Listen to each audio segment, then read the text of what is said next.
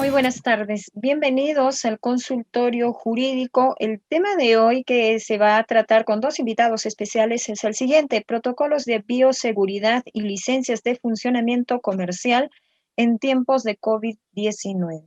Bien, la Universidad San Martín de Porres, a través del área de proyección social y también mediante la Escuela de Derecho, estamos desarrollando y realizando todos los viernes a partir de las 4 de la tarde el consultorio jurídico. Son diversos temas legales que se vienen desarrollando semana tras semana, sobre todo para que cada uno de nuestros espectadores pueda estar bien informado y sobre todo cómo actuar de manera legal y jurídica para para tener conocimiento acerca de diversas situaciones que nadie es libre o se puede escapar de las mismas. Entonces, el día de hoy tenemos este tema que sin duda alguna a raíz de la pandemia todo ha ido cambiando, tomando un nuevo rumbo y sobre todo frente a este desconocimiento, ¿no? Es por ello que tenemos dos invitados que nos van a ayudar un poco a esclarecer estas situaciones, sobre todo que estén relacionados a los protocolos de bioseguridad y licencias de funcionamiento comercial que ha sucedido durante todo este año de pandemia en nuestro país, en nuestra región, y ahora qué es lo que debemos hacer, cómo informarnos respecto a estas licencias de funcionamiento, cuánto ha cambiado, cómo ha ido cambiando desde la aparición de la pandemia en nuestro país y también en nuestra región. Bien, les saluda Lorena Nova Revilla, encargada del área de proyección social, y para mí es un gusto presentar a nuestros invitados. Tenemos al doctor Daniel Muñoz, que es docente de nuestra Facultad de Derecho de la Universidad San Martín de Porres, y también tenemos al magíster Andrés Cairo Ríos. Él es abogado y licenciado en Administración de Empresas de la Universidad Católica de Santa María. Es graduado en la maestría de Gestión Pública y egresado de la segunda especialidad en Derecho Procesal Constitucional y Derecho Administrativo. Asimismo, él se ha desempeñado como asesor legal en el ámbito municipal y regional y actualmente es miembro del estudio jurídico Hermanos Cairo. Bien, a los dos les damos una cordial bienvenida y los dejo en esta primera instancia con el doctor Daniel Muñoz. ¿Cómo está? Mucho gusto. Un gusto, Lorena, ¿cómo estás? Muy buenas tardes. Saludar también a mi directo amigo Andrés Cairo, especialista también en la materia que nos corresponde el día de hoy hablar. Es importante entonces, antes de darle la palabra a Andrés, primero agradecer a la Universidad San Martín de Porres, filial Sur, que viene dando estos importantes avances en lo que corresponde, estoy seguro va a ser una gran realidad, que es el consultorio jurídico de la Universidad San Martín, que va a poder ayudar a tantas personas cuando quizás pase esta eventualidad que estamos viviendo de COVID-19, esta pandemia, o como ya la revista de Lancet la denomina, esta sindemia, porque veamos que el COVID-19 no solamente afecta directamente a nuestra salud, sino también afecta a diversos sectores de la sociedad. El aspecto laboral, el aspecto educativo, el aspecto económico, el turismo, por ejemplo, se ha visto muy mermado. Entonces, por ello esta denominación de SINDEM. Es importante entonces, antes de dar la palabra a mi directo amigo y especialista, muy conocedor siempre de la materia, Andrés Cairo, de lo que ha significado tanto el 2020 y el 2021 en lo que corresponde a los decretos supremos dados por el gobierno. Recordemos, vamos a cumplir ya un año desde esta declaratoria de emergencia y es importante establecer que a través del Decreto Supremo 180, por ejemplo, 2020, se establecen los primeros lineamientos cuando hacemos referencia a el estado de emergencia y cuando hacemos referencia a las cuarentenas en las cuales nos hemos encontrado. Pero aquí vemos un tema muy singular. Vemos el tema referido a que la recesión económica está afectando a todos. Entonces aquí hablamos lo que el Tribunal Constitucional denomina la ponderación de derechos. Nos encontramos ante un derecho laboral, un derecho económico que es reconocido por la Constitución, pero también nos encontramos frente al derecho a la salud que todos tenemos y las eventuales emergencias que están sucediendo a raíz de quizás la falta de oxígeno, la falta de un movimiento, una estructura hospitalaria que prevé este tipo de situaciones. Es por ello que el Estado ha tenido entonces que asegurar los protocolos sanitarios sectoriales. ¿Cuál es el detalle en ello? Que los protocolos sanitarios sectoriales van a hacer referencia a aquellos sectores económicos que van a empezar a trabajar y que lo han empezado a hacer a partir del 2020 y ahora en el 2021. Ello en la fase de reactivación económica, como lo denomina el Decreto Supremo. Estas fases de reactivación económica lo que busca es, primero, evitar que se rompa la cadena de pagos, que es el gran problema que actualmente está sucediendo. Y segundo, evitar que continúe una recesión económica. Ante ello, entonces, es importante hacer referencia al decreto 080-2020 que ya empieza con la reactivación de la fase 1. Fase 1, fase 2, fase 3 y fase 4. El Estado, entonces, lo ha dividido por fases, esta reactivación económica. En primera fase vamos a encontrar, por ejemplo, el aspecto de la minería, que es un aspecto fundamental cuando hablamos, por ejemplo, del sector económico y del aspecto que tiene una mayor producción económica en nuestro país. Entonces, vemos el aspecto económico dentro de la primera fase. De igual manera, vemos el aspecto de la construcción y el aspecto comercial. La fase 2 la encontramos en el decreto 101 que establece 2020, que establece todos aquellos servicios que hacen referencia, por ejemplo, a los restaurantes, a los hoteles, pero aquí la gran distinción, con un aforo ya limitado y con ciertos protocolos que deben seguir. Ya no solamente hablamos de la licencia de funcionamiento, por ejemplo, sino ya hablamos de otros protocolos y otra documentación que debe estar presente en estos establecimientos. En la tercera fase de la reactivación económica ya tenemos más actividades de comercio, tanto al por mayor y por menor, y en la cuarta fase de reactivación económica, que es justo principalmente aquella que afecta a la gran mayoría de la ciudadanía.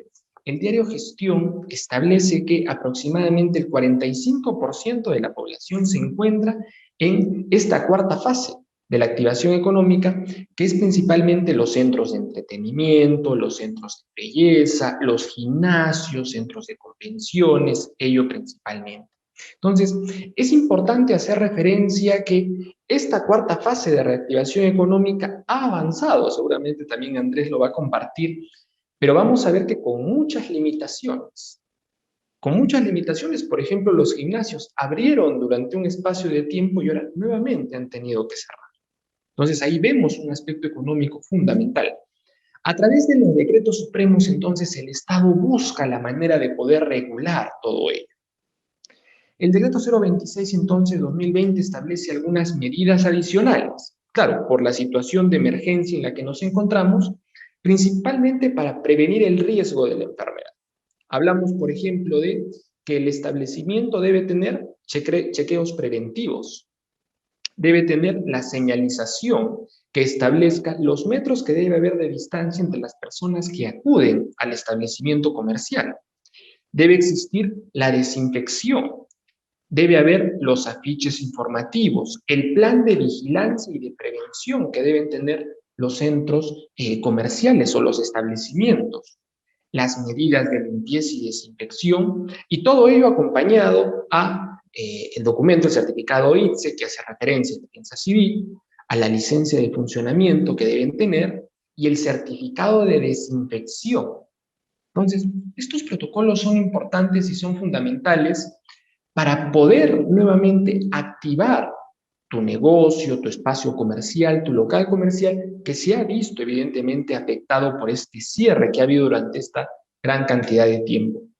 Ahora, ello también lo vamos a ver más adelante, porque la activación económica también vamos a verla después, cómo se va a establecer, por ejemplo, en el caso de colegios, cuando ya hablemos de la presencialidad, porque claro, en el caso de un local comercial, puede establecer un aforo limitado, un gimnasio, un centro de belleza, un centro de entretenimiento, puede hacer un aforo limitado, pero en el caso de los colegios, no hay un aforo limitado, porque ya tenemos promociones, tenemos una cantidad de alumnos establecidas. Entonces, es importante también ver, porque esto no acaba aquí. Todavía continúa estableciéndose, claro, el trabajo remoto es una gran salida que se ha podido dar, pero vemos que es evidente y necesaria la presencialidad, fundamentalmente, por ejemplo, en el aspecto educativo. Entonces, vamos a analizarlo. Vamos a analizar esos factores y es importante entonces hablar desde el aspecto del comercio, desde las pymes, las pequeñas empresas, las MIPES, y poder analizar esas figuras. Desde el punto de vista de la legalidad, ¿qué se necesita para que no se multe al establecimiento? ¿Qué se necesita para evitar que haya el cierre del establecimiento comercial? Que, como sabemos, ahora las cuarentenas son focalizadas según la provincia o según la región. Y de acuerdo a ello va a cambiar el protocolo, porque de acuerdo a este establecimiento de alerta extrema, alta, muy alta, se va a establecer las restricciones o limitaciones. Y seguramente, tal vez Andrés también lo va a compartir, vamos a estar así todo el año 2021, todo el año 2021, con estas limitaciones y estas restricciones, pero que es importante que el Estado también dé las salidas. Pienso yo que si bien tenemos un gran problema de salud, estamos viviendo actualmente lamentablemente, pero también tenemos que dar estas salidas económicas para que la formalidad también tenga el espacio para poder actuar. Vamos a escuchar entonces le doy la bienvenida, es un directo amigo, conocedor, también es docente universitario, abogado, el doctor Andrés Cairo. Adelante, Andrés, te escuchamos con tu disertación, ¿no? De este tema que genera quizás mucho debate, mucho encono a veces, pero creo que es importante la reactivación económica, pero con los protocolos de seguridad. Adelante, Andrés, te escuchamos. Muy buenas tardes. Muchas gracias en esta fase inicial a la Universidad San Martín de Porres, al doctor Jaime Mujica Calderón, director universitario de la filial Sur de tan prestigiosa universidad. De igual forma, doy las gracias al doctor Giovanni Ricalde, coordinador académico de la Escuela de Derecho de esta filial Sur, al equipo organizador y también a todas las personas que han hecho posible que este evento pueda realizarse. De acuerdo a lo comentado por el doctor Daniel, voy a citar mucho de lo que ha señalado, puesto que este estado de emergencia, ¿no?, ha sido en respuesta a una eventualidad no esperada, ¿no? No se esperaba que este suceso ocurriera.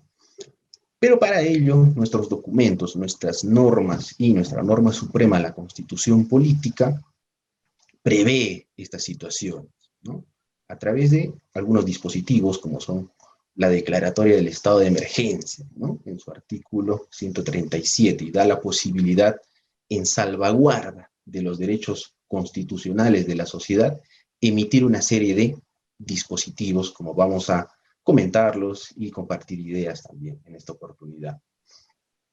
Es necesario señalar también que este problema es multifactorial, porque no solo tiene un ámbito o una perspectiva legal y jurídica, sino también científica, ¿no?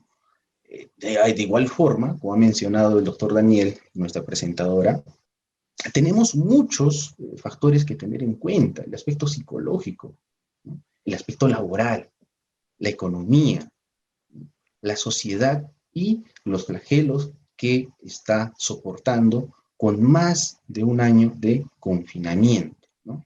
Y todos estos problemas que van a acarrear y las consecuencias que se van todavía a sentir dentro de estos años que continuará. ¿Listo? Vamos a iniciar esta presentación justamente comentando este punto, ¿no? ¿Cómo surge esta enfermedad, ¿no? ¿Cómo surge este nuevo escenario, ¿no? Recordemos algo muy puntualmente, ¿no? La Organización Mundial de la Salud fue notificada por primera vez en Wuhan, en China, el 31 de diciembre del 2019, sobre la dificultad, ¿no?, la dificultad y la detección de esta enfermedad. Pero vamos a ver que el ámbito internacional tampoco se desarrolló o fue muy ágil para dar respuesta a esta situación. Y esta situación será similar quizá, y eso evidentemente podemos debatirlo, o quizá podemos compartir ideas, ¿no?, que el Estado peruano quizá no respondió de una forma efectiva o ágil, ¿no? Ello en los distintos niveles de gobierno y en los diferentes sectores que también vamos a comentar. La Organización Mundial de la Salud declara la emergencia internacional por el brote del coronavirus de Wuhan el 31 de enero del 2020, varios días después. Y no es hasta marzo, algún tiempo después, que recién se declara pues a los efectos del coronavirus como una pandemia. Entonces, al ser este escenario no predecible, ¿no?, trajo muchas consecuencias perjudiciales que vamos a comentarlos, ¿no? En respuesta a esta situación, el gobierno peruano, como ya habíamos citado, el artículo 137 de nuestra Constitución, permite, ¿no?, a la República del Perú emitir algunos dispositivos para dar respuesta a este escenario, ¿no? Es entonces que se publica, se decreta o se emite el Decreto Supremo número 044-2020 de la Presidencia del Consejo de Ministros el 15 de marzo del 2020, en atención de que se habían ya detectado algunos casos en nuestro país, ¿no?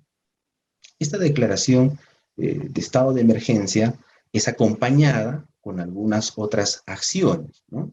Como por ejemplo, en el artículo 2, tenemos que el acceso a los servicios públicos y bienes y servicios esenciales va a tener una naturaleza distinta, la restricción, justamente, ¿no? Y serán solo los servicios esenciales los que se van a permitir. Entonces, allí ya estamos teniendo en cuenta que, por ejemplo, se está limitando algunos derechos, ¿no? También el desarrollo económico, como ha mencionado el doctor Muñoz, ¿no?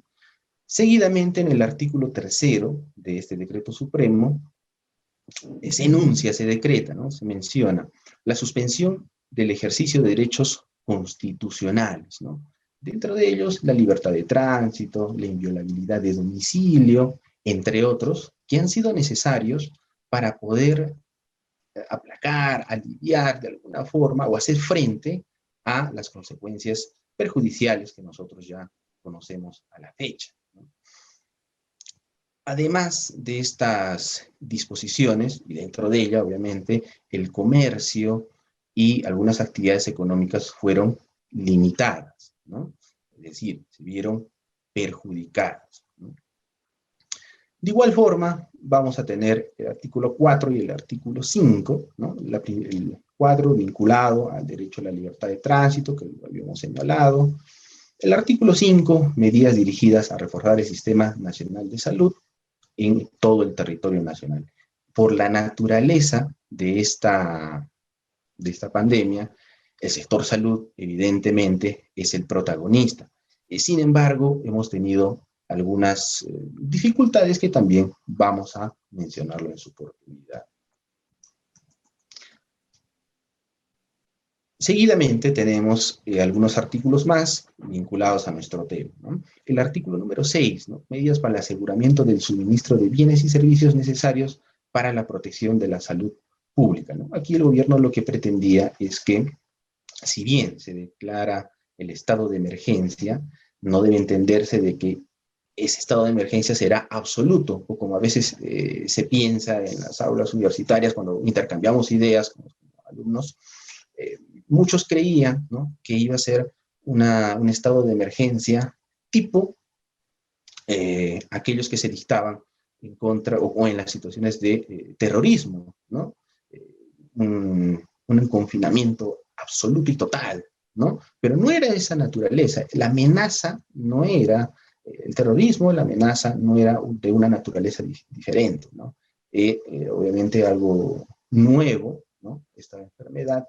Sin embargo, debía de tenerse la posibilidad de que las familias puedan proveerse de medicamentos, proveerse de alimentos, entre otros bienes que son indispensables para poder subsistir, ¿no? Y resalto aquí el artículo número 7, ¿no?, vinculado a lo que señaló también el doctor Muñoz, ¿no? Las restricciones en el ámbito de la actividad comercial actividades culturales, establecimientos y actividades recreativas, hoteles y restaurantes. Es decir, la actividad económica limitada. Y más adelante vamos a comentar las fases también de cómo fue categorizada, ¿no? Estas actividades comerciales, ¿no? Todas afectadas de alguna forma, algunas más que otras, ¿no? Y evidentemente algunas quizá tomarán mucho tiempo en retornar aún. Y de igual forma algunas medidas complementarias, ¿no? Como el cierre temporal de fronteras, del transporte del territorio nacional, la intervención de la Policía Nacional y las Fuerzas Armadas, ¿no? Y el artículo 11 como entidades competentes para el cumplimiento del presente decreto, ¿no? Entonces vamos a centrarnos en este artículo 7, ¿no? Que vamos a tener afectación de la actividad económica y mucho más adelante será el gobierno que también tome algunas medidas, algunas acertadas, otras quizá no, eso también vamos a debatir, vamos a comentarlo. Andrés, si me permites una pregunta. Claro, sí, adelante, Daniel. En tu conocimiento, Andrés, ¿cuál es ese establecimiento o ese rubro económico que se ha visto más afectado? Tú que conoces en la práctica del día a día, no solamente en la docencia, sino también en el ejercicio del derecho, ¿cuál es quizás ese rubro económico que se ha visto más afectado? Todos han tenido una afectación, pero ¿cuál en tu conocimiento ha sido el más afectado y que inclusive va a costar, como decías tú, quizás su recuperación aún en algunos años? Quizás hablamos del sector turismo, quizás el comercio, quizás los establecimientos de entretenimiento, la pequeña empresa. ¿Dónde ves tú que aún va a costar mucho el poder levantarse económicamente? Sí, yo creo, comparto la idea de que la afectación es casi absoluta, ¿no? Eh, Tenemos índices de desempleo bastante graves, ¿no? Tenemos varios negocios de varios rubros, ¿no? Que han sido afectados y algunos más que otros, como mencionábamos. Dentro de ellos, de los más afectados, podríamos considerar los de la fase 4 que han sido nuevamente postergados, ¿no? Caso de los teatros, caso de los centros de entretenimiento, ¿no? Porque recordemos que el gobierno, el Estado peruano o la República del Perú debe de ponderar derechos, ¿no? Como señalabas, como citabas tú al Tribunal Constitucional, en muchas de sus sentencias, de su jurisprudencia, vamos a encontrar casos, ¿no? En los cuales no es nada sencillo ponderar derechos constitucionales, más aún si ambos derechos constitucionales que están siendo materia de evaluación, de ponderación, ambos revisten una relevancia mayor para las personas, ¿no? En el caso de la pandemia, pues tenemos el derecho a la salud, ¿no? Por un lado, y el derecho al desarrollo económico, ¿no? Qué difícil es ponderar estos dos derechos. Sin embargo, se debe tener presente que la República del Perú, el gobierno peruano, de alguna forma, ya a partir de mediados del 2020 a la fecha, ha cedido en algunos espacios. Ahora, existen críticas de algunos analistas internacionales si el estado de emergencia o la declaración del estado de emergencia es la medida más idónea para hacer frente a esta eventualidad, ¿no? Tenemos ya el caso, por ejemplo, de la declaratoria de inconstitucionalidad del estado de emergencia en Ecuador, ¿no? Creo que es un punto muy interesante para la doctrina, y no solo para los que están vinculados al derecho, sino también para la sociedad en general, ¿no?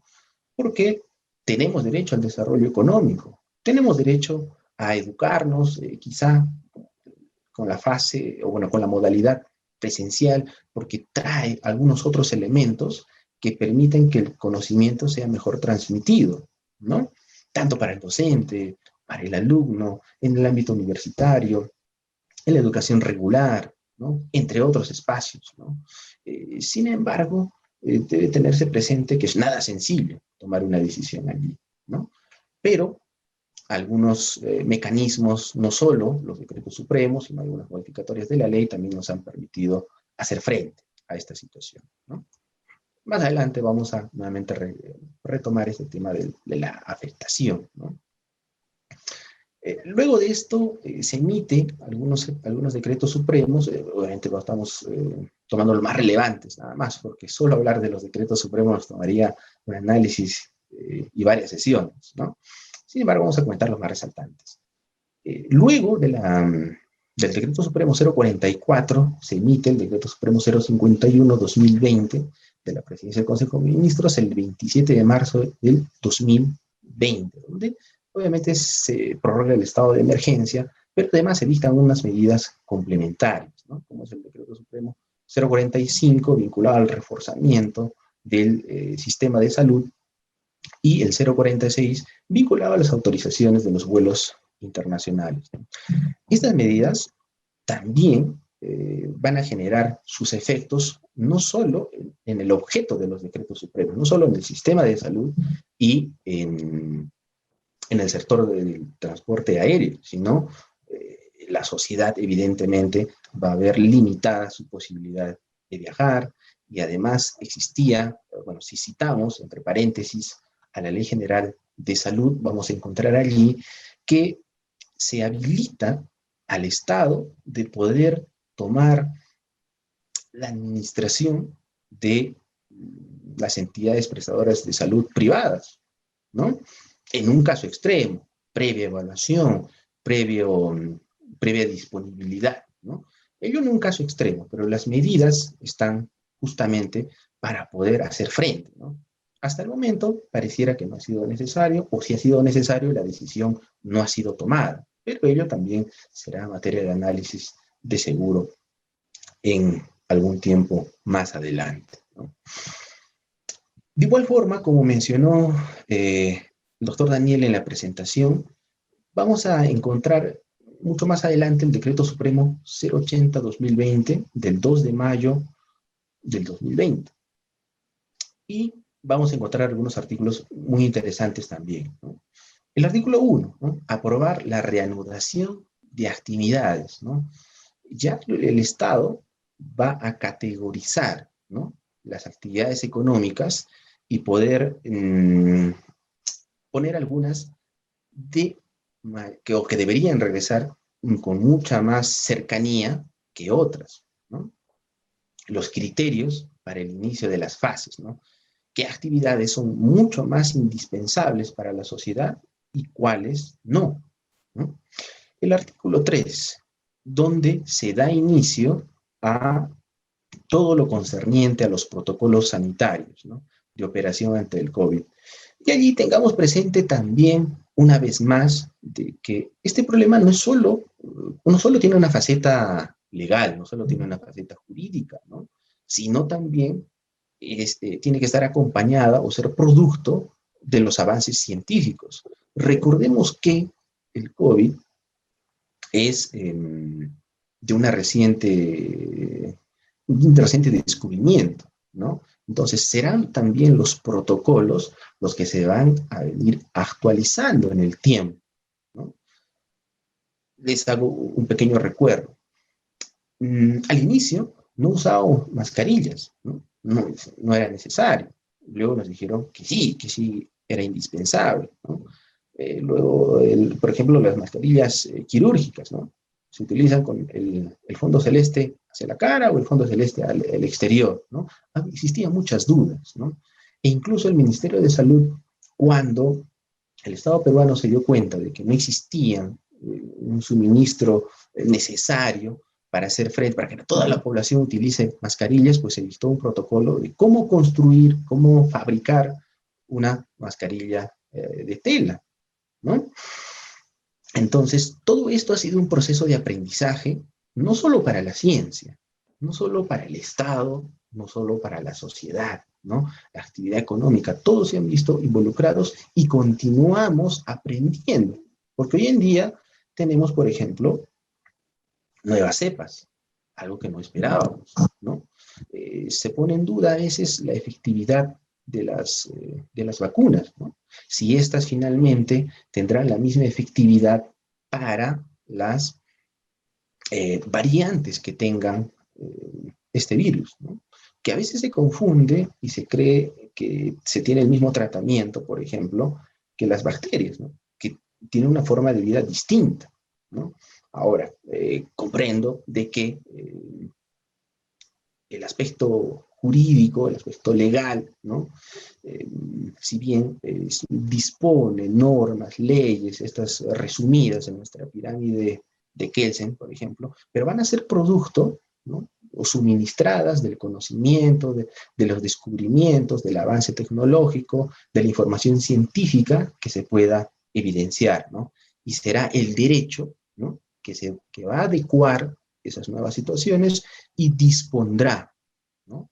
nuevas medidas de acuerdo a ese conocimiento nuevo que se ha alcanzado.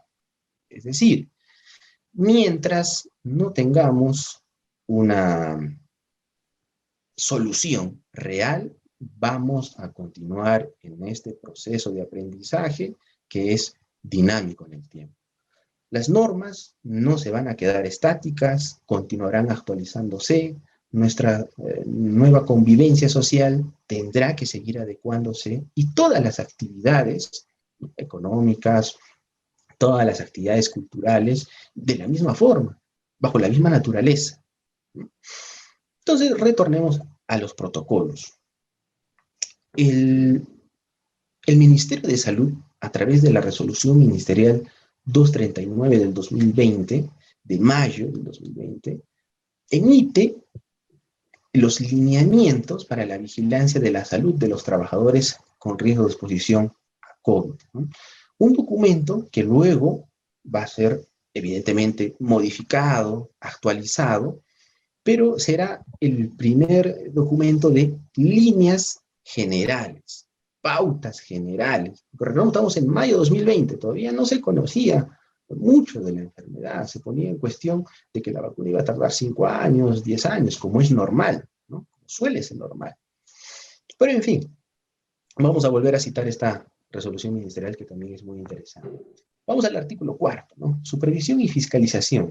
Las autoridades sanitarias, los gobiernos locales y la SUNAFIL, la Superintendencia Nacional de Fiscalización Laboral, en el ámbito de sus competencias ejercen la fiscalización y supervisión del cumplimiento de las disposiciones contenidas en la presente norma. No basta que el Estado disponga cambios, modificaciones, etcétera, ¿no? Porque, recordemos, parte del derecho administrativo, derecho constitucional, el Estado tiene que ser un fiscalizador, ¿no? Tiene que estar detrás viendo si se están cumpliendo lo que se ha dispuesto, ¿no? ¿Cuáles son los órganos principalmente citados para esta labor? Los gobiernos locales, las autoridades sanitarias, evidentemente, y SUNAFIL. SUNAFIL y las autoridades sanitarias, de alguna forma, recibieron un apoyo presupuestal, ¿no? Para fiscalización, hagamos la especificación, ¿no? Los gobiernos locales, lamentablemente, no.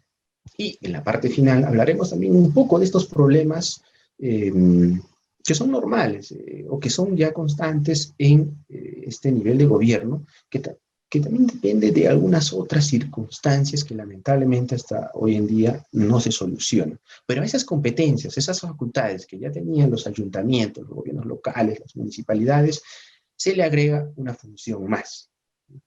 En sencillo, en simple, el Estado peruano dice a las municipalidades: fiscalízame que se cumplan estos protocolos, que no sé cuánto tiempo durarán, no sé cuántas veces los actualizaré, no sé si realmente son efectivos, pero hasta el momento cúmpleme con esa labor, ¿no? Y además vamos a ver que este decreto supremo se da continuidad o se mantienen vigentes, ¿no? El primer decreto supremo 044 con el que se inició y el decreto supremo 4546, que son medidas complementarias para dar frente a esta situación, ¿no? Y estas son las fases que se presentaron en fines de mayo, ¿no? Para la reactivación económica, ¿no? Fase 1, industria, bueno, los sectores industriales, minería, construcción, servicios de turismo, comercio, ¿no? Pero fue algo, bueno, estas disposiciones se fueron modificando en el tiempo, ¿no? Se fueron actualizando, ¿no? Hipotéticamente, en mayo de 2020, se pretendía de que en agosto de 2020 las actividades se iban a reanudar, ¿no? Estamos en marzo de 2021 y no se ha logrado cumplir esto. ¿Por qué? Porque son varios los factores, ¿no?, que imposibilitan que se pueda reanudar totalmente nuestras actividades. La amenaza, ¿no?, por la cual se dictó el primer decreto supremo sigue vigente. ¿Cuál es? El virus, ¿no? Entonces, esta situación va a tomar bastante tiempo aún. Existen algunas actividades económicas, ¿no?, que sí resultan mucho más indispensables, ¿no?, para la sociedad, y otras que quizá pueden ir esperando, pero vamos a ver que se van a cambiar también los criterios del Estado para poder hacer la distinción, la separación, si continúa una fase o continúa otra. ¿Qué actividad sí podría continuar y cuáles no? Recordemos también que los criterios de focalización, departamento por departamento, también se han modificado, ¿no? Antes era una disposición general para toda la ciudadanía, para toda la sociedad, ¿no? Y hoy en día nos encontramos con un tipo de disposiciones mucho más focalizadas, creo yo, un poco más acertadas, ¿no? Les hablaba hace algún momento sobre estos lineamientos, este primer documento general, ¿no?, respecto de qué se debería cumplir, ¿no?, para todos los sectores, ¿no? Dentro de este primer documento, emitido también en mayo de 2020, inicialmente se disponía lo siguiente: la limpieza y desinfección de centros de trabajo, en el entendido de que se iba a retornar en el mismo año, ¿no?, a los centros de trabajo. Y se ponía en cuestión allí, recordarán ustedes noticias de los medios de comunicación, sobre cuál era el mecanismo más idóneo para desinfectar un centro de trabajo, ¿no? O el ingreso del personal, ¿no? ¿Era correcto utilizar, por ejemplo, el amonio cuaternario? No solo para los pediluvios, ¿no?, sino para, a través de la aspersión, de una cámara de aspersión, uno transitar, ¿no? Y se preguntaban si era o no adecuado, ¿no? Con el tiempo hubo pronunciamiento de algunas universidades, de algunos entes fiscalizadores, ¿no? Y dijeron que no era lo más adecuado porque, al contrario, en vez de desinfectar al trabajador que va a retornar a su trabajo, ¿no?, que va a reincorporarse a laborar, puede resultar infectado, no, puede resultar con algunas lesiones en los ojos, en la piel, entre otros, ¿no? Entonces la cura puede ser más grave que la enfermedad. Y entiéndase que, que el Estado tampoco no actuó de mala fe, ¿no?, sino que no se conocía completamente, aún no se termina de conocer, ¿no? Pero entonces estas condiciones estaban ya dispuestas, ¿no? Por ejemplo, ¿no?, la evaluación de las condiciones de salud del trabajador, el lavado y desinfección de manos obligatorio, las labores de sensibilización, ¿no?, para la prevención del contagio en los centros de trabajo, la vigilancia de la salud del trabajador, consideraciones para los trabajadores, por ejemplo, con algunas características que los ponía más en riesgo que otros, ¿no? Caso de la edad, ¿no?, dividirlos por grupos etarios, ¿no?, caso de el sobrepeso, la obesidad, antecedentes de otro tipo de enfermedades que hacían mucho más vulnerable al trabajador, ¿no? Entonces, no se le podía exponer, ¿no? Este fue un documento inicial, un primer paso para poder diversificar o sofisticar las medidas, ¿no? Este documento, bueno, la anterior resolución ministerial sería reemplazada por la resolución ministerial 448 del 2020 del sector salud, ¿no?, que se encuentra hoy en día vigente, ¿no? Y aquí este documento es enriquecedor, mucho más enriquecedor, o es una versión un poquito más sofisticada que la anterior resolución ministerial, ¿no? Dentro de ello, por ejemplo, vamos a encontrar algunas disposiciones, ¿no?, vinculadas, ¿no? Bueno, como les dije, es la versión reforzada, desarrollada del anterior documento. Vamos a encontrar algunos títulos que sí son los mismos, sin embargo, en el desarrollo podemos encontrar que es mucho más rico en conocimientos, en disposiciones, ¿no?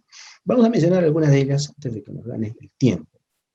Por ejemplo, la sensibilización, bueno, ya he comentado la sensibilización, las medidas de protección personal dentro del trabajo, ¿no?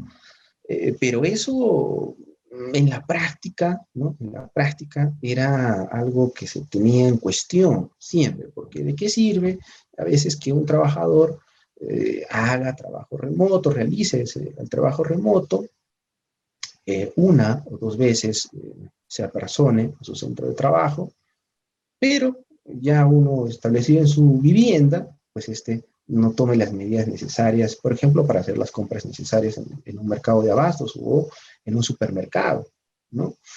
Entonces, son medidas que se deben de disponer no solo en el centro de trabajo, ¿no? A lo que se denominaba una nueva convivencia social, ¿no? Nuevas disposiciones que cambian la vida de las personas, ¿no? Y como hasta hoy en día tenemos casos, no todos cumplen las disposiciones como deberían, ¿no? Lamentablemente. Y los afectados, los perjudicados, pues somos la sociedad en general, ¿no? Porque así como tenemos la segunda ola, el caso de Japón o algunos países asiáticos están en la cuarta ola, ¿no? Que son mucho más disciplinados, que son mucho más, vamos a llamar, que tienen mucho más presente las normas, ¿no? Sin embargo, Latinoamérica, dentro de ellos nuestro país, quizá no somos reconocidos o conocidos por esas condiciones, ¿no? Entonces, ¿cuántas olas más tendremos? ¿No? Es algo que deberíamos preguntarnos y quizá invitarnos también a la reflexión nosotros, nuestras familias y nuestra sociedad en general, ¿no? Bueno, ya comentábamos el reingreso de los trabajadores, la reincorporación en el trabajo, el reforzamiento de las capacidades del trabajo en protección, el riesgo crítico, ¿no? Y también la atención a los trabajadores de salud. Es muy distinto, por ejemplo, los protocolos para el personal que hoy en día tiene un contacto directo, ¿no? Con una persona infectada con COVID, ¿no? Que un trabajador administrativo que sí puede realizar trabajo remoto, ¿no? Entonces, son circunstancias diferentes a las cuales se van a adecuar los protocolos sectoriales, ¿no? Teniendo como documento matriz esta resolución ministerial, ¿no? Finalmente, para cerrar esta parte del recuento de los decretos supremos, tenemos el decreto supremo 036-2021 de la presidencia del Consejo de Ministros, se emitió el 26 de febrero de 2021, que prorroga el estado de emergencia, ya se hace o se realiza una cuarentena focalizada, como como se mencionó en la introducción, ya por porcentajes para poder asistir a determinados centros de comercio, ¿no? O el caso también de los restaurantes, que vamos a mencionarlo un poco más adelante, ¿no? Arequipa, en nuestro caso, nuestra ciudad, bueno, el departamento de Arequipa, dejó el nivel extremo para hoy en día estar en un nivel muy alto, y ello también permitió que las actividades económicas se reanuden, ¿no? Y bueno, podríamos preguntar allí si realmente fue voluntad del Estado o fue la presión de la sociedad que ya se sentía en toda la macrorregión sur, ¿no? Y algunos otros problemas que tenemos pendiente como sociedad que también ejercen presión en algunas de las disposiciones que emite el Estado, ¿no? Pero esto seguirá evaluando. Como ha mencionado el presidente de la República, la presidenta del Consejo de Ministros, que esto será una evaluación periódica y constante, ¿no? Cada 14 días. El caso de algunos países latinoamericanos es similar. Nos toma como referencia 15 días, y no 7, otros cada 10, y depende, ¿no? Depende de los criterios de gobierno. Y ello también vamos a ver si sus efectos son los más adecuados, ¿no? Respecto de los protocolos de bioseguridad, inicialmente se pedía, ¿no?, a las unidades económicas que realicen un registro, ¿no?, y se les emitía un certificado, ¿no? Es situación que ha cambiado porque se entiende de que la realidad social nuestra, ¿no?, es muy distinta. Tenemos algunos problemas, por ejemplo, con la bancarización, tenemos problemas con el, la alfabetización digital, ¿no? Tenemos problemas de conectividad, ¿no?, entre otros. Entonces, vio el Estado que esto no se iba a cumplir, ¿no? Agrega a este problema la informalidad económica, de la cual nuestro país también constantemente continúa, ¿no? Entonces, no era suficiente que se emita la norma, ¿no?, que también la sociedad pueda adaptarse a esas nuevas disposiciones. Entonces, para ello, el Estado peruano eh, dispuso algunos mecanismos, ¿no? Conforme al Decreto Supremo 080-2020 de la Presidencia del Consejo de Ministros del 2 de mayo del 2020 y el Decreto Supremo 117-2020, el cual disponía la reanudación de la fase 3 de la actividad económica, se señalaba en su parte considerativa que se debía cumplir los siguientes puntos para reactivar o reiniciar sus actividades, ¿no? Primero, deben observar los lineamientos para la vigilancia de la salud de trabajadores con riesgo de exposición a COVID de la resolución ministerial 239, que lo llamamos documento matriz, documento génesis, ¿no?, de los demás protocolos sectoriales, ¿no?, reemplazada en el tiempo por la resolución ministerial 448-2020 del sector salud, ¿no? Este documento más enriquecedor que les mencionaba. Primero, observar ese documento, ¿no?, tenerlo presente, ¿no?, cumplir. Vamos a ver más adelante algunos de los anexos que son dignos de resaltar también, ¿no? El punto número 2, cumplir con los protocolos sectoriales cuando estos hayan sido emitidos. Se encomendó a cada ministerio también desarrollar los protocolos de cada sector, es decir, cada rubro y subrubro, ¿no? Porque es muy distinto operar una librería, es muy distinto operar o gestionar una unidad minera, ¿no?, es muy distinto operar un centro educativo, ¿no? Entonces, cada sector, cada ministerio, conocedor de su realidad, pues podría modificar estas situaciones para hacerlas afines a la resolución ministerial 448-2020. Finalmente, elaborar su plan para la vigilancia y prevención y control de COVID en el trabajo y enviarlo al correo empresa@minsa.gov.pe. Con el cumplimiento de estos 3 requisitos, el Estado aplica la presunción de la veracidad del derecho administrativo y sobreentiende que la unidad económica ha cumplido con su labor. Sin embargo, debemos de tener en cuenta que el Estado, con otro principio del derecho administrativo de control posterior, realizará las acciones de fiscalización, ¿no? Como ya mencionamos, designó a 3 unidades para que estas, bueno, 3 entidades para que estas puedan realizar estas labores de fiscalización. Una de ellas, los gobiernos locales, ¿no?, dentro de las competencias que también se les exigen, ¿no? El primer punto, para ampliar algunos detalles, ¿no?, debe observar los lineamientos para la vigilancia y salud de los trabajadores de este documento matriz que les señalaba. Y estos son algunos de los anexos más resaltantes, ¿no? En realidad son varios, pero estos he considerado que son algunos que podríamos comentar o hacer algún alcance mayor, ¿no? Primero, en cuanto al anexo 3, ¿no?, respecto de los equipos de protección que debería otorgársele, ¿no?, porque esto dependerá también del riesgo, ¿no? A mayor riesgo, evidentemente se necesitará mayores equipos de protección, ¿no?, las conocidas como EPPs, ¿no? A un trabajo que no tiene una mayor exposición, pues este no requerirá de muchos elementos, ¿no? Y ello puede evaluarse a través de algunas fichas, ¿no? De la misma forma, si se entiende de que una unidad económica ya ha declarado, ha cumplido con presentar su plan, ha observado los lineamientos, ¿no? Y a su vez ha podido adaptarse a esta nueva situación, se puede hacer una lista de chequeo, ¿no? Un checklist o una lista si realmente está cumpliendo con todas las medidas, ¿no? Y obviamente también el sector correspondiente, en este caso las municipalidades, podrían tomar esos documentos para hacer la evaluación, generar los suyos, como vamos a ver más adelante, que también depende de la gestión de cada municipalidad, ¿no? Y el anexo 1, respecto de cuándo es necesario, bueno, involuntariamente ahí he tapado la primera casilla, sin embargo, está referida a si se necesita o no personal de salud, si se necesita un enfermero, enfermera, si se necesita un médico, o puede ser cualquier personal de la salud. Esto dependerá, evidentemente, del número de trabajadores, del sector al cual corresponda la unidad económica, ¿no? Algunos de los puntos más resaltantes.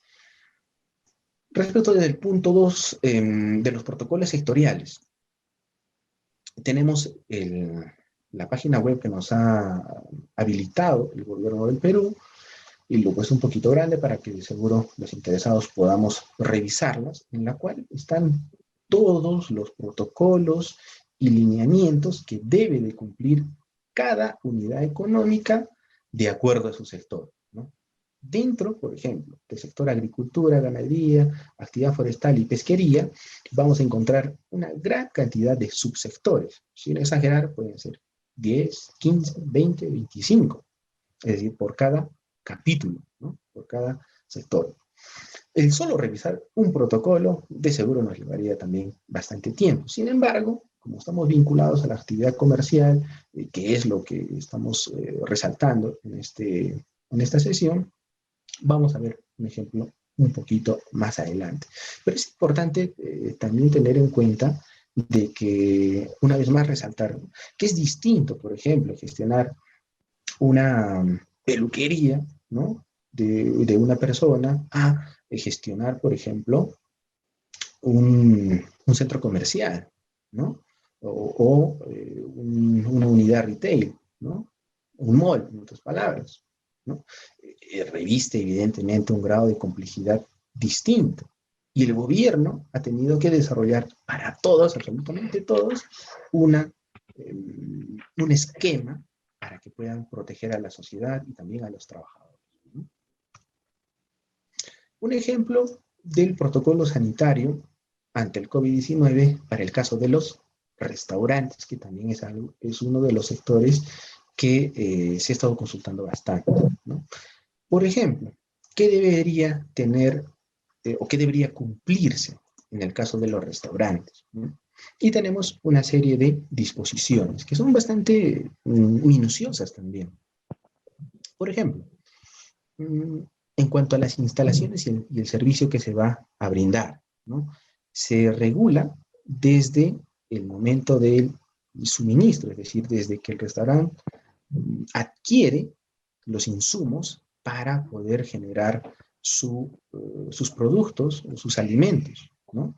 De igual forma, el equipo, por ejemplo, que está encargado de la cocina o propiamente de la generación de los productos, también tiene una sección en este tipo de protocolo para el caso de restaurantes con uso de salón, porque también existen protocolos para restaurantes con uso de espacios al aire libre, ¿no? Entonces, por ello es importante, ¿no? Que cada persona que va o que pretende, ¿no?, cumplir, incorporar los protocolos dentro de cada unidad económica que desarrolla, poder detectar en qué protocolo en específico está regulado, ¿no?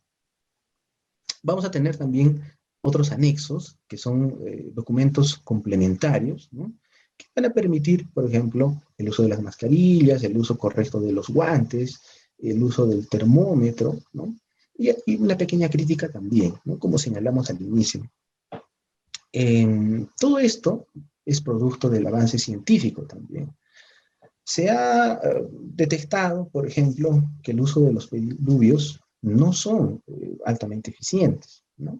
porque el virus, el calzado, pues no reviste una gran amenaza, ¿no? De la misma forma el uso del alcohol, entre otros, ¿no? Entre otros. Entonces es probable que los protocolos también se sigan actualizando y algunas de sus disposiciones pues sean ya dejadas de lado, derogadas, ¿no? Y lo tercero, que también es una preocupación constante en la sociedad, ¿no? ¿Cómo elaborar su plan de vigilancia, prevención y control de COVID en el trabajo, ¿no? Era una de las grandes dificultades que se tenía en los últimos meses del año anterior, ¿no? Pero estos protocolos también han dispuesto los capítulos, el contenido que debe tener cada protocolo para poder desarrollar y evidentemente que este finalmente sea aprobado, ¿no? Bueno, repito, una vez que se cumplan estos tres requisitos, el Estado presume que todo está ok, ¿no? Pero serán luego las labores de fiscalización las que determinen si esto se ha cumplido o no. El Estado, a través de sus disposiciones de decreto supremo, las resoluciones ministeriales del MINSA, del sector salud, han dado el marco general, ¿no? Con los protocolos sectoriales también. Pero las municipalidades, los gobiernos locales, algunos, no todos, han adaptado su normativa para también realizar sus propias labores de fiscalización. Por ejemplo, en el caso del distrito de Ventanilla, ¿no?, ha emitido la siguiente ordenanza. La ordenanza que promueve las medidas de bioseguridad y control para prevenir el COVID en todo tipo de establecimientos orientados a la reactivación progresiva de actividades. Prácticamente es un protocolo también general, pero aplicado a su distrito. Algunos podrían evaluar o criticar y decir, bueno, si la resolución ministerial ya lo disponía, no era necesario, pero vamos a ver que algunas otras municipalidades tienen un criterio no tan general, sino mucho más específico, y es el contraste que quería generar también, ¿no? Que es el caso, por ejemplo, de la municipalidad de Surquillo, ¿no? Emite la siguiente ordenanza, ¿no? Ordenanza que establece medidas en materia de bioseguridad para la prevención y mitigación del COVID-19 en diversos establecimientos e incorpora sanciones al reglamento de aplicación de sanciones administrativas. Y un ejemplo más para el caso de Arequipa, ¿no? La ordenanza 336 de la Municipalidad Distrital de Miraflores, que también desarrolla una serie de pautas que se deben cumplir para poder considerarlas que han cumplido con los protocolos y además una tabla, ¿no?, y de porcentaje de las sanciones que les correspondería, ¿no?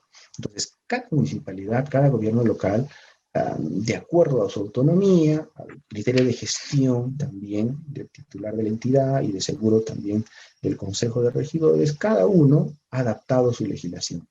Algunos doctrinarios señalan o critican si era necesario, no era necesario. Bueno, depende mucho de la independencia, de la autonomía que tienen las municipalidades, pero nosotros como sociedad lo que más nos importa es que estas medidas se cumplan, sea por ordenanza municipal o sea por protocolo sectorial, ¿no?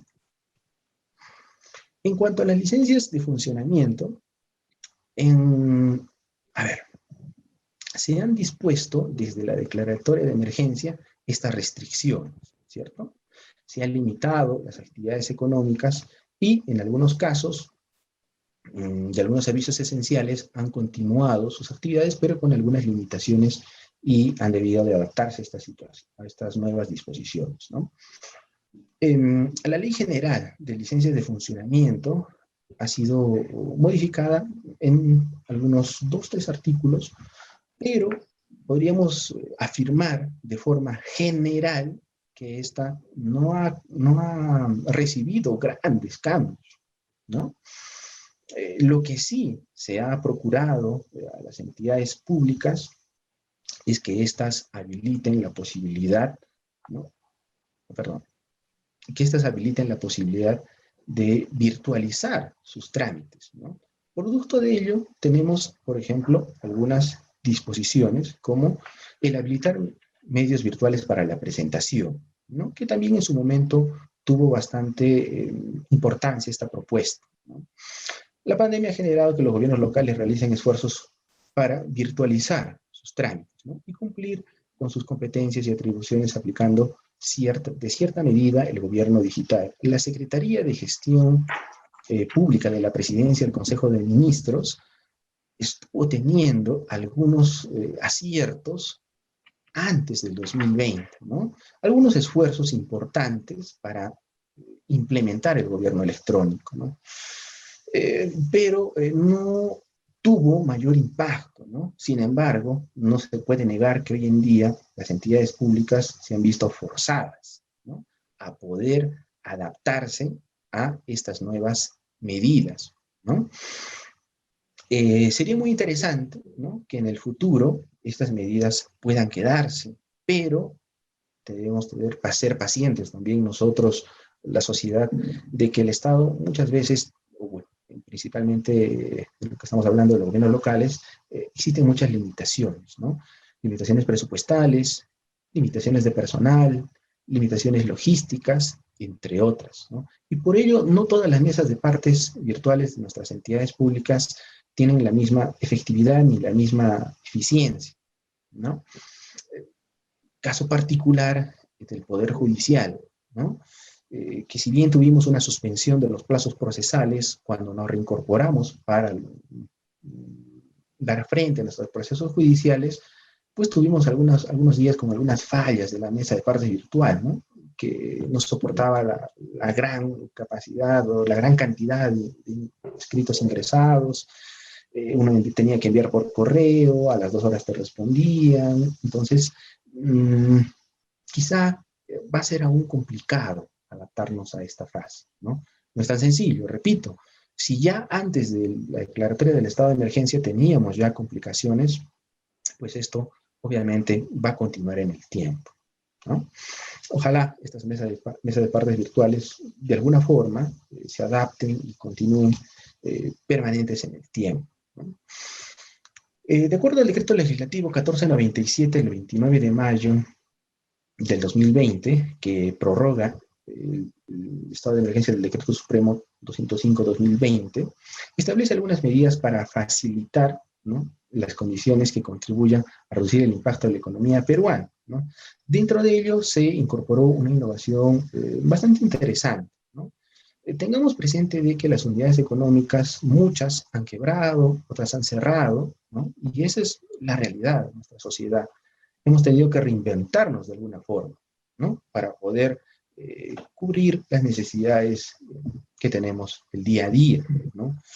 Obviamente es mucho más difícil para algunos negocios que ya no tienen esa posibilidad, pero aún así quieren subsistir, ¿no? Entonces el Estado les ha creado esta figura para poder readaptarse, ¿no?, poder cambiar el rubro de negocio, ¿no?, y poder subsistir dentro de la formalidad, ¿no?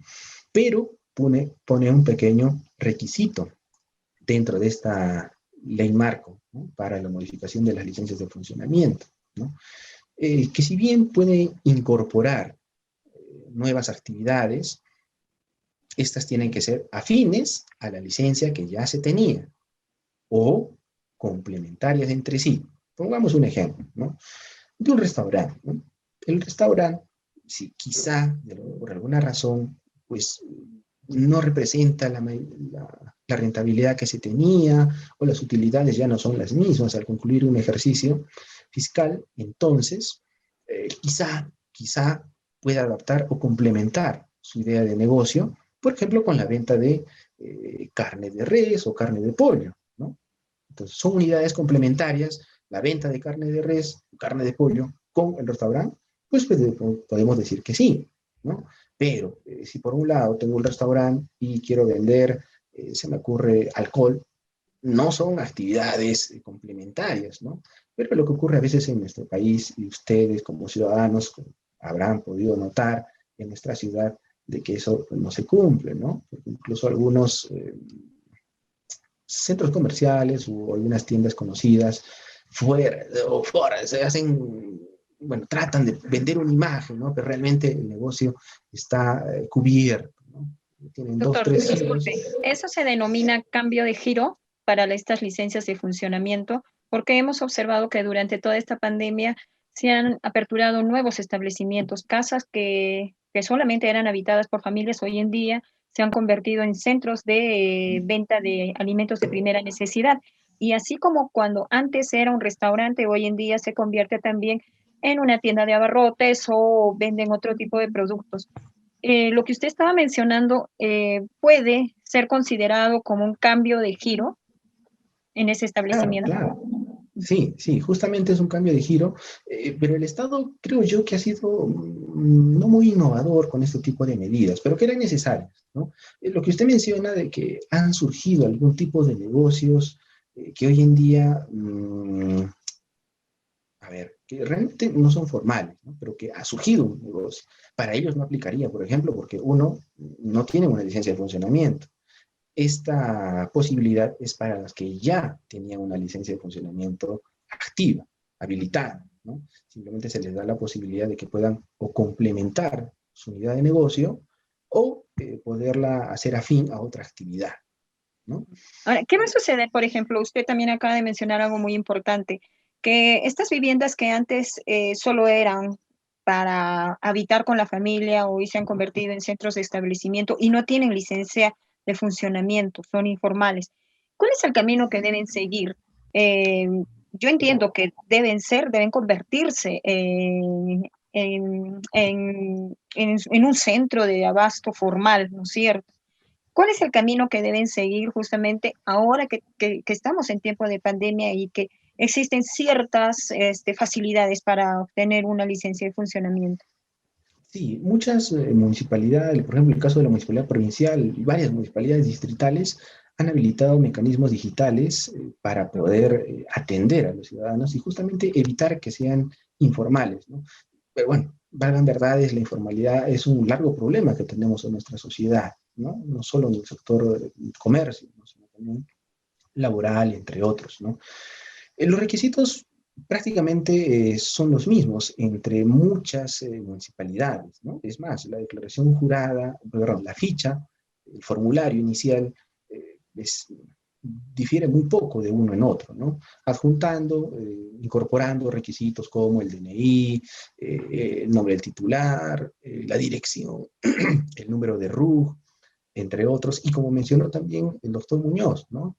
La inspección sanitaria y declaraciones juradas de que están cumpliendo con este tipo de protocolos. Sin embargo, será la labor de fiscalización la que finalmente pueda corroborar si se está cumpliendo con los protocolos o no. Y si es la segunda respuesta, lamentablemente una multa, y esta obviamente será progresiva de acuerdo a las faltas que se detecten, ¿no? Doctor, ¿en qué casos se podría o sí, se puede cerrar o clausurar estos centros de abasto? ¿Cuáles serían de repente las acciones negativas que podrían desarrollar los dueños de estos centros de abastos y por los cuales el municipio o la entidad correspondiente tendría que cerrar? Claro, recordemos que en el derecho administrativo se les dan algunos principios que protegen a los ciudadanos, ¿no? La sanción debe ser, en principio, progresiva, ¿no? Si es la primera vez que se detecta de que no se está cumpliendo con los protocolos, la sanción será leve, ¿no? El equivalente a una multa, quizá.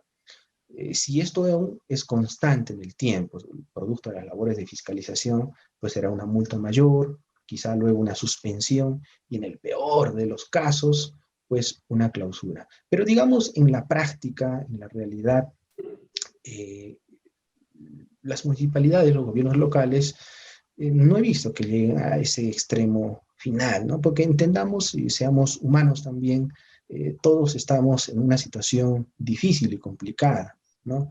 Y el aplicarles una última sanción, una última ratio a una unidad económica, pues sería catastrófico, más aún de la realidad que ya estamos viviendo, ¿no? Bien, de repente el doctor Muñoz tiene algún interrogante. Correcto, quizás ya también para ir finalizando algunos aspectos de la buena disertación y explicación que nos has dado, Andrés, en verdad. ¿Cuáles serían, Andrés, las recomendaciones? Porque sabemos que aún las consecuencias van a continuar y sabemos que a futuro se vienen próximas pandemias, ¿no? No es difícil saber, como tú has mencionado, la mutación del virus. ¿Qué debemos hacer aquellos que tenemos un local comercial, un establecimiento, como medida de prevención respecto a futuros hechos que pueden suscitarse, o quizás cómo debe actuar el Estado para que no ocurra quizás esta recesión económica, esta vuelta a la informalidad que muchos han tenido que ha ocurrido en nuestro país? ¿O cuáles serían las recomendaciones que nos deja este COVID-19, especialmente aquellas personas que tienen sus establecimientos comerciales y que día a día viven de ello? Sí, la primera sugerencia quizá primero para los encargados, administradores, titulares de alguna unidad económica, un negocio, es buscar la formalidad, ¿no? Y la formalidad la vamos a obtener primero buscando información de la municipalidad que nos corresponde, de la jurisdicción, y luego cumplir con los requisitos. Los requisitos no son difíciles de conseguir, ¿no? Existiendo ya mesa de partes virtual, es mucho más sencillo, ¿no? Y son declaraciones juradas las que también tienen que llenarse y firmarse, ¿no? Con la formalidad van a permitir, aparte que van a poder cuidarse en ellos, comunidad económica, van a cuidar a sus clientes. ¿Y qué mejor carta de presentación para un usuario, para un cliente, para un consumidor, que el establecimiento que está, al cual está asistiendo, pues cuenta con una certificación, cuenta con esta frase que a veces se utiliza de una forma muy ligera, ¿no? Que es cumplimos con todos los protocolos de bioseguridad. Y cuando uno se persona al X negocio, pues el pediluvio da pena, ¿no? Entonces, para los compañeros, para los alumnos, para los que están vinculados a un negocio y de repente quizá por alguna razón no se han registrado, formalizarlos en la municipalidad que nos corresponda, ¿no? Y para los que ya tienen una licencia de funcionamiento, actualizarla, readaptarla, ¿no? Bajo este mecanismo del cambio de giro de negocio, si les corresponde o no, dar de baja a la anterior licencia y sacar una nueva, y esto dependerá también del cumplimiento de los requisitos y de los protocolos sectoriales que ya hemos mencionado. Y es importante también que consultar a las municipalidades, a la municipalidad de su jurisdicción, si ha emitido alguna ordenanza municipal respecto de la implementación de protocolos, ¿no? Yo puse como ejemplo el caso de Surquillo, el caso de Ventanilla y el caso del distrito Miraflores de aquí de Arequipa, ¿no? Pero existen algunas municipalidades que no han emitido una ordenanza, no es necesario tampoco, pero sí sería interesante cumplirlas, ¿no? Si es que existen.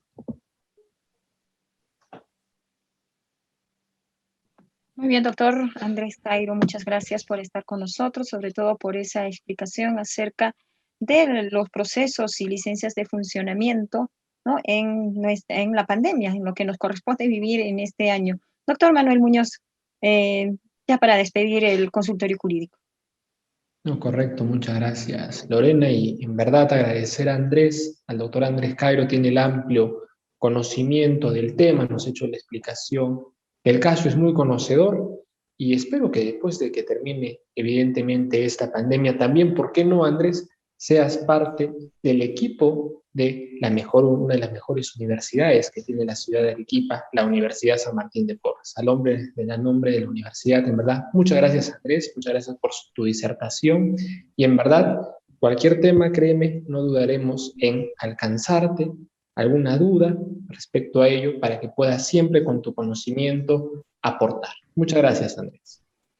No, muy por el contrario, gracias a la universidad, una prestigiosa universidad, San Martín de Porres, de las mejores que tiene nuestro país, y si se da la oportunidad, estamos para poner el hombro, para poder aportar ideas, conocimientos, disertación y nuevas conjeturas que puedan siempre aportar a nuestra sociedad, ¿no? A nuestros alumnos que tanto los queremos y los extrañamos también mucho. Y bueno, ojalá más adelante podamos compartir otras ideas y debatir otros temas que también son necesarios que nuestra sociedad los conozca. Muchísimas gracias a la universidad, al director, al decano, a usted como coordinador y al equipo del consultorio jurídico. Muchísimas gracias. Estaré encantado de volver en otra oportunidad, si así lo considera. Muchísimas gracias. Gracias, doctor. Claro que sí. Justamente en estos tiempos tan difíciles estamos todos para apoyarnos y más aún para toda la ciudadanía.